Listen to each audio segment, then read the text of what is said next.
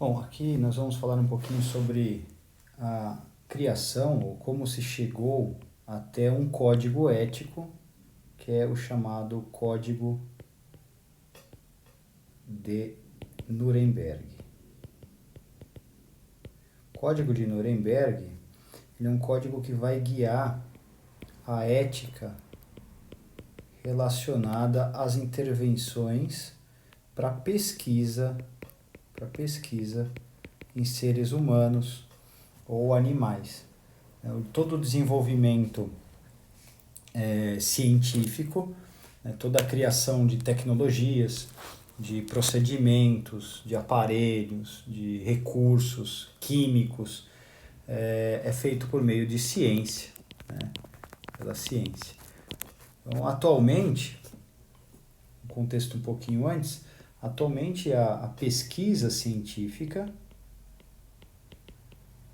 ficou com notoriedade e começou a ser conhecida na população leiga, na população que não tinha antigamente a ideia do que era uma pesquisa científica.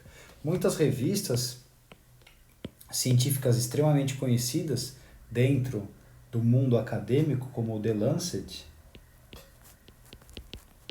ficaram conhecidas popularmente por conta dos inúmeros trabalhos que foram realizados por conta do SARS-CoV-2, né, da Covid-19.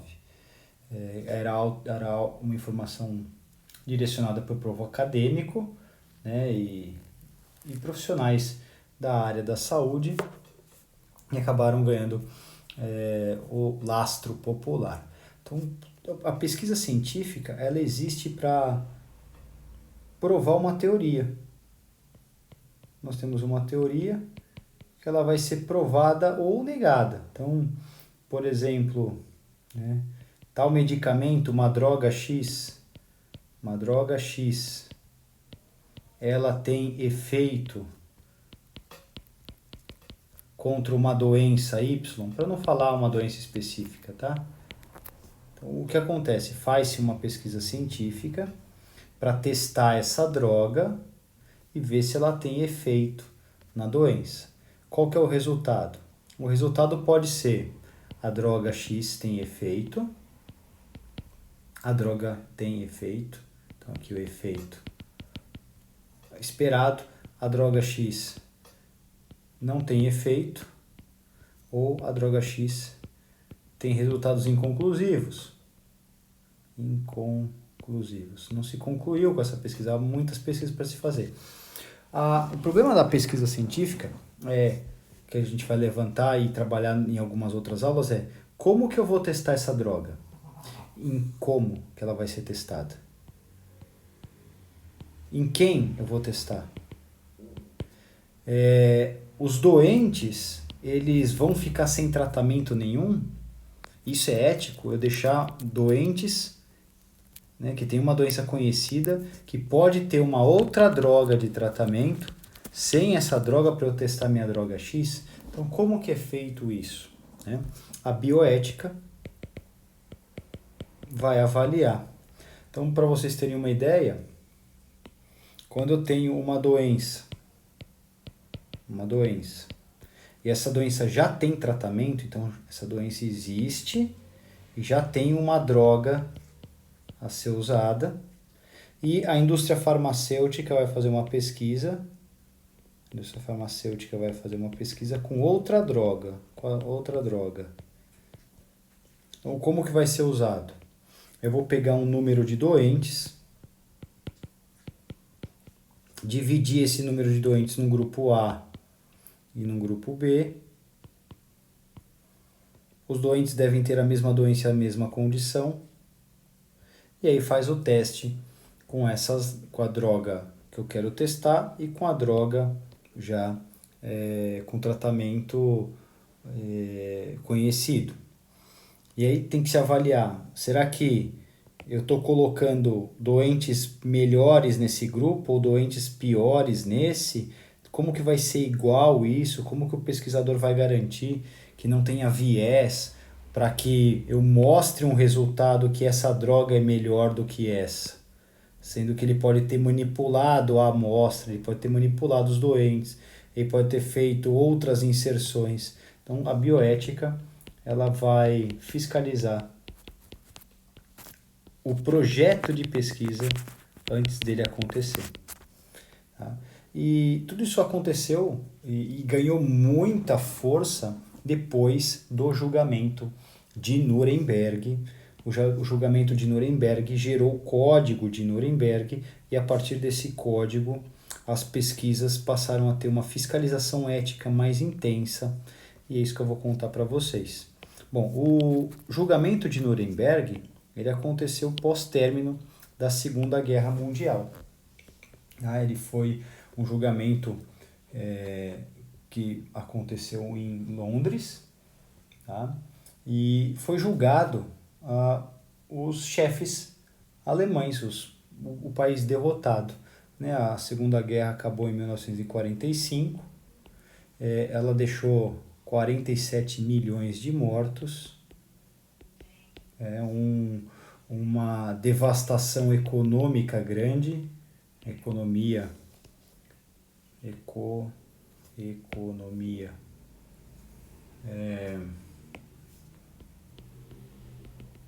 foi abalada e esse julgamento era para mostrar para os outros países que algo deveria ser feito para servir de lição, para punir os culpados, para que não se repetisse o fascismo, a seleção exclusiva de uma raça e outros preconceitos impostos. O problema foi que os três grandes líderes da Alemanha, o Adolf Hitler, o Joseph Goebbels e o Ernst Heimer, não participaram desse julgamento porque eles se mataram antes.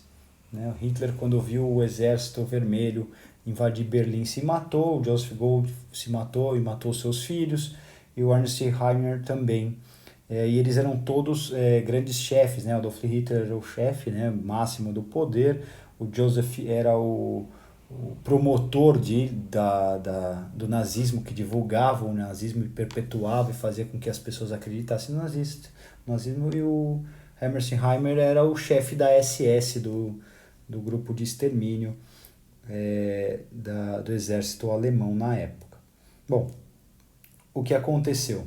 Durante a guerra, muitas atrocidades humanas foram se somando e eles precisavam ser julgados. Né? Então, reuniu-se diversos juízes e promotores, né? Na época foi uma coisa inédita, com tradução simultânea, porque os juízes eram americanos, londrinos, e tinha que ter a tradução para o alemão. Eles estavam julgando diversos soldados, líderes políticos, líderes militares que participavam. Alguns foram absolvidos, que falam que cumpriam ordens apenas. Tem um filme de 2000, do ano de 2000, depois eu vou deixar o link para vocês, do Alec Baldwin, que o julgamento de Nuremberg, é um filme de 3 horas, mas é um filme muito bacana, que conta essa passagem, caso vocês queiram assistir. E alguns foram condenados à forca, outros presos e alguns absolvidos por conta das atrocidades. Né? Então, o que eles julgaram? As conspirações e atos deliberativos de agressão, que se tinha muito, crimes de guerra, crimes contra a paz e contra a humanidade, que acabou acontecendo durante a guerra. Né? E alguns, né, como eu falei, foram executados. Né? E após o julgamento, um código, que é o Código de Nuremberg, surgiu. Porque a Alemanha, durante a guerra, promoveu pesquisas, né? Eles fizeram experimentos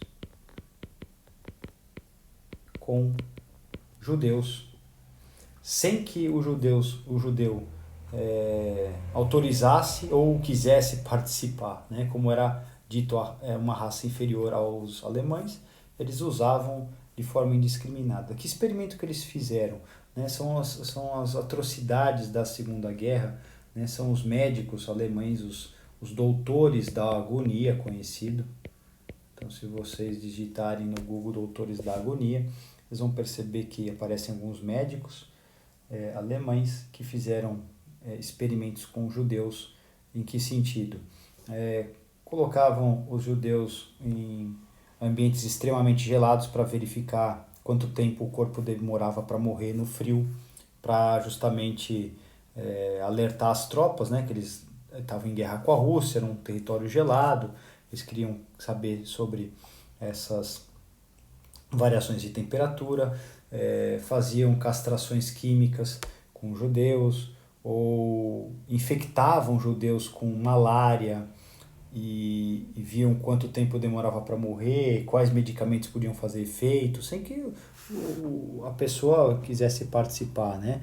Colocavam eles em câmaras de pressão para ver quanto de pressão o corpo sentia e sofria e resistia, como acontece nos pilotos de caça, né? de avião. Na época não era um caça, era um avião.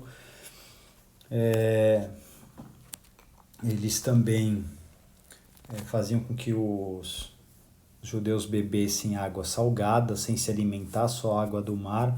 Quanto tempo durava, quanto tempo ele vivia bebendo só água do mar, por conta justamente se o exército alemão, né, se o navio afundasse e os militares alemães ficassem presos numa praia, eles poderiam se alimentar da água do mar ou não, por quanto tempo isso acontecia.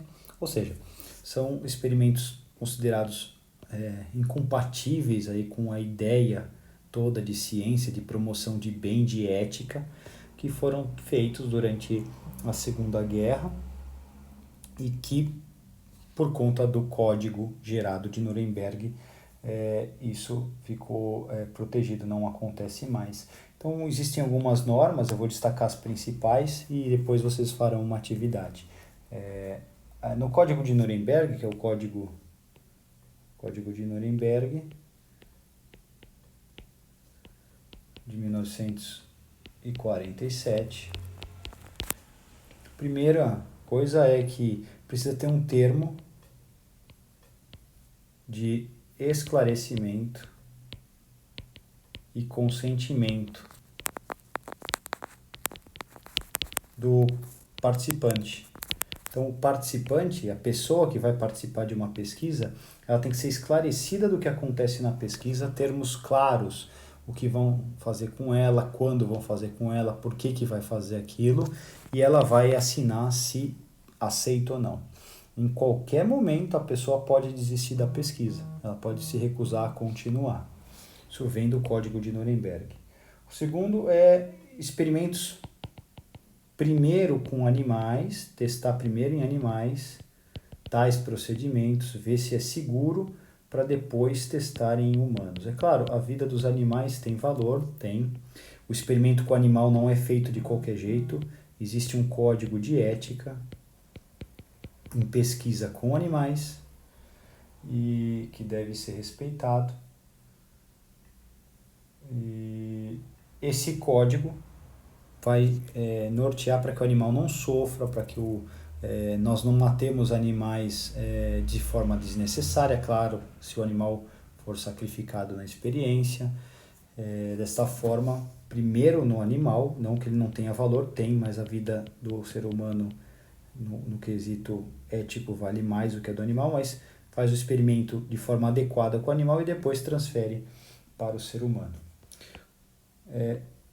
Verificar os riscos da pesquisa. Então, uma pesquisa pode ter risco? Ela pode ter risco, mas será que o risco é maior do que o benefício? Se o risco for maior que o benefício, não vale a pena fazer essa pesquisa. Agora, se o risco for alto, mas o benefício também for alto, né, se eu tenho um risco, quem vai participar pode morrer, mas o benefício vai ser salvar toda a humanidade depois, vale a pena continuar fazendo essa pesquisa. Outro é a qualificação do pesquisador. O pesquisador tem que ter qualificação na área. Então, ele tem que ter formação na área, ele tem que ser conhecedor da área, não pode ser qualquer pessoa que se aventure para fazer pesquisa. Quer dizer que o código nosso de Nuremberg são os primeiros norteadores da ética aplicado à pesquisa em seres humanos e depois em animais. E isso fundamentalmente é importante porque uma área de conhecimento, como os cursos tecnológicos, precisam desenvolver. Então eu preciso desenvolver a área, eu preciso melhorar as habilidades e competências dos profissionais, eu preciso deixar os profissionais mais informados, preciso deixar os profissionais mais capacitados. E com isso, eu só tenho esse conhecimento, eu só tenho esse aprimoramento se essa área do conhecimento se valer de pesquisa. Então nós precisamos fazer pesquisa, nós precisamos ler pesquisa, consumir de artigos. Então o artigo sai hoje, 2021. Quando você lê um livro de 2021, pensa que esse livro foi escrito pelo menos uns 3 anos antes pelo autor. E aí teve um tempo para traduzir, para passar para o nosso idioma. Quer dizer que de 3 a 5 anos, quando se publica algo em 2021 em livro, isso aí tem 5 anos que foi escrito pelo menos. Quer dizer, você está lendo algo em 2021, mas que foi escrito e pensado em 2016, enquanto que um artigo publicado em 2021 foi um artigo feito em 2021 ou 2020 no máximo e sai na hora. Hoje as publicações são online, então eu tenho que consumir artigo e eu também tenho que me envolver com processos de pesquisa para entender como que essas áreas do conhecimento avançam e me manter um profissional atualizado.